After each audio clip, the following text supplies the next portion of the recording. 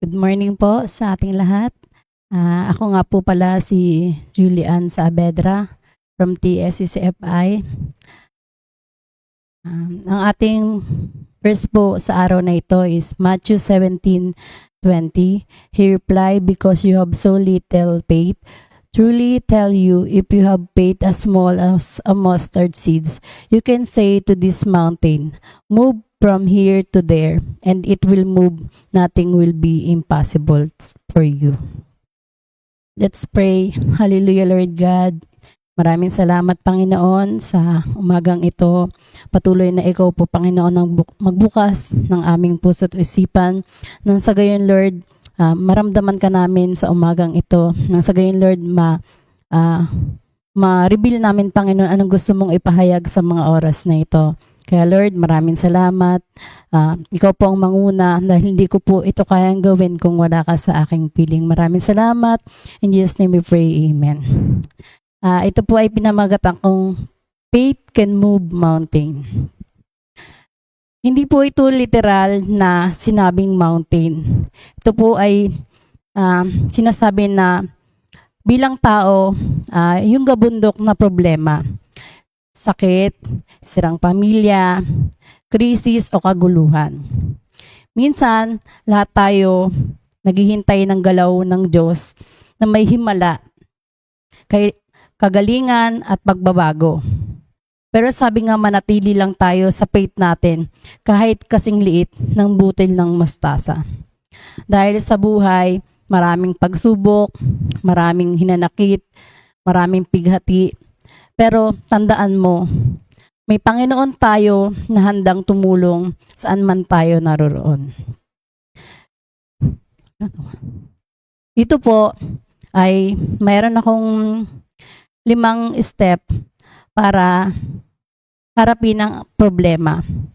Una po, stop staring at mountain, look at Jesus. Kapag ang problema ang lagi mong tinitignan, mas lumalaki at natatakot ito. Pero kapag kay Jesus ka tumingin, maaalala mo na mas malaki siya kaysa sa anumang kinakaharap mo. Sabi nga, baguhin mo yung focus mo, magbabago ang pananaw mo. Sa pangalawa po, pray honestly, even with weak faith. Kasi hindi kailangan ng perpektong dasal eh. Ang kailangan lang ay yung tapat na puso na nagsasabi, Panginoon, hindi ko kaya, ikaw na ang bahala. Kahit maliit ang faith mo, kung ilalagay mo yan kay Lord, sapat na yun para kumilos siya. Kaya sa atin, ano man yung mga pagdaanan mong problema, mas unahin mong humingi ng tulong sa ating Panginoon. Dahil hindi ka mabibigo. Pangatlo po, obey even when you don't see the result yet. Minsan, hindi agad inaalis ni Lord yung bundok. Ang ginagawa niya, binibigyan ka niya ng lakas para umakyat o binabago niya ang puso mo habang hinihintay mo yung resulta. Ang tunay na pananampalataya ay sumusunod kahit hindi pa malinaw ang lahat. At yung pang-apat po, surround yourself with the Word of God. Ang pananampalataya ay lumalago sa pakikinig sa salita ng ating Panginoon. Araw-araw na pagbabasa at pagbubulay-bulay ng salita niya ay yun na nga magpapalakas ng loob mo at magpapaalala na hindi ka niya pinapabayaan. Panglima po, don't carry it alone. Ask for help. Dahil hindi naman po natin kaya mag-isa. Tandaan po natin, sinabi ni Jesus, kapag 2 or 3, ang pananampalataya ay lumalago sa pakikinig sa salita ng ating Panginoon.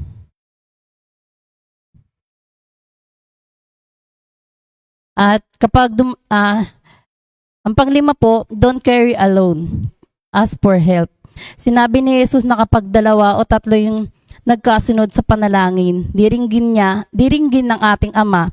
Minsan ang bundok gumagalaw kapag may kasama kang nananalangin. Okay lang na humingi ka ng tulong at sabihing ipanalangin mo ako.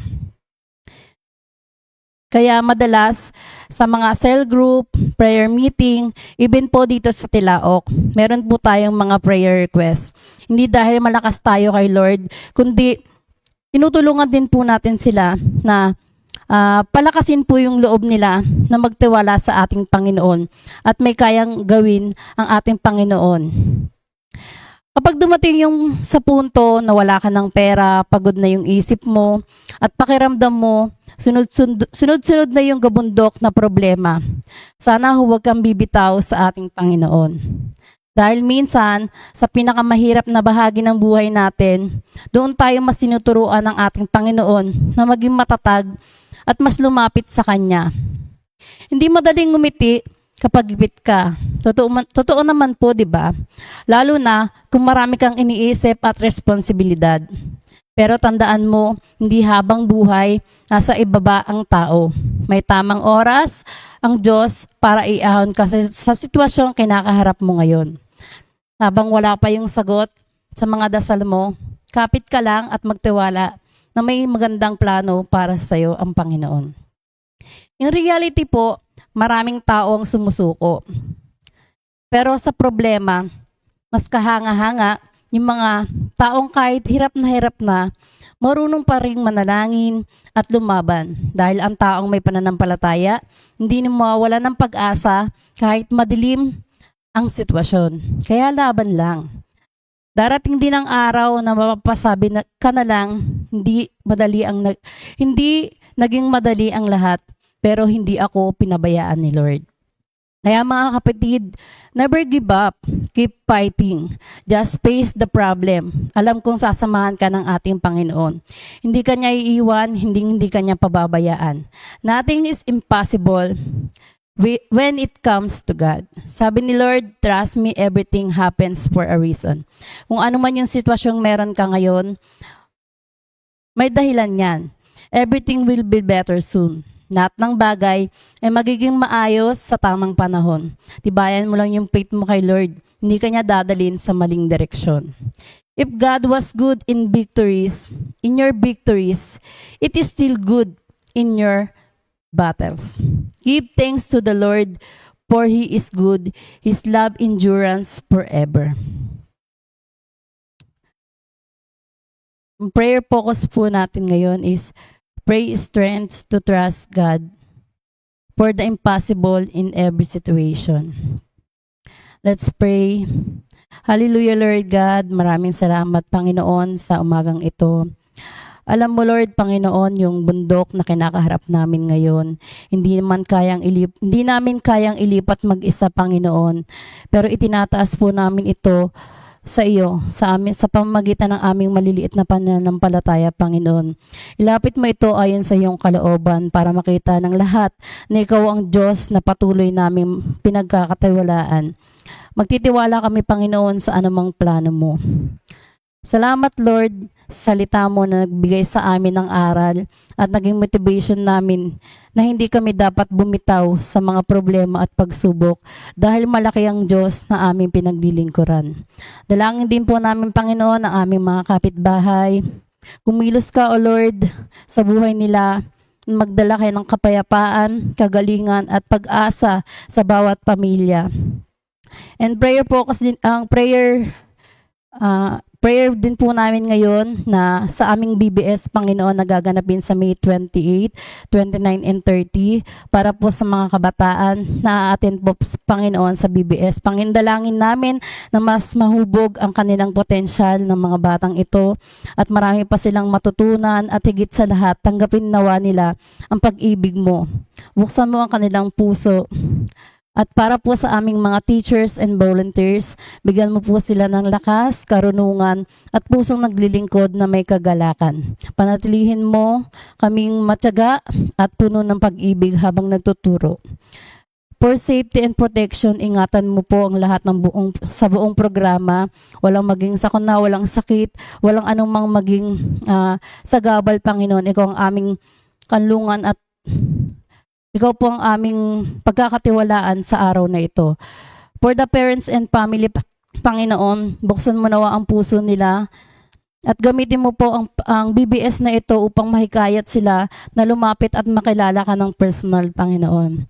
Para po sa provision po, Panginoon, sagutin mo po pangangailangan para sa BBS, even sa materials, Panginoon, sa mga pagkain, sa lahat ng mga resources, at walang kakulangan, Panginoon, sa araw na ito, ipagkaloob mo ito, Panginoon, sa bawat isa. And for unity and teamworks, pagkaisahin mo kami, Panginoon, alisin mo yung pagkakawatak-watak, Panginoon, palitan mo ito ng iisang layunin, walatiin ka sa lahat ng aming gagawin. For God's presence, Panginoon, maramdaman ka namin sa gawain, sa bawat gagawin namin, Panginoon, dahil hindi namin kayang gawin ang lahat ng ito kung wala ka sa aming presensya. And Lord, sa ipagkaloob mo sa amin, Panginoon, yung magandang panahon mula sa simula hanggang sa matapos ang BBS, na walang maging ulan, walang maging bagyo, walang makahadlang, Panginoon.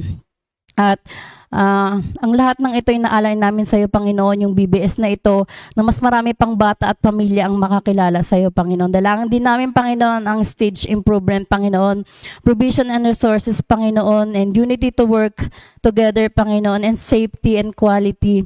And also, prayer request from Pastor Arlene Dimaano, complete healing, Panginoon, para kay Micaela sa kanyang infection and pneumonia. Lord, I believe dahil sa pagdanak ng dugo mo sa krus at sa mga latay na natamo mo, ay tunay na pinagaling mo na, Panginoon, si Mika sa kanyang nararamdaman, Panginoon. At I believe na ikaw, Panginoon, ito po'y magagamit niya hanggang sa kanyang paglaki, Panginoon. We claim it, Panginoon, at ganun din sa lahat ng may karamdaman ngayon. Alam na namin, Panginoon, na pinagaling mo na sila sa mga oras na ito. Lord, maraming salamat sa lahat ng ito. Let thy kingdom come, let thy will be done, Panginoon, sa lahat ng aming dalangin. In Jesus' mighty name, amen. To God be all the glory po, and God bless. Good morning to everyone.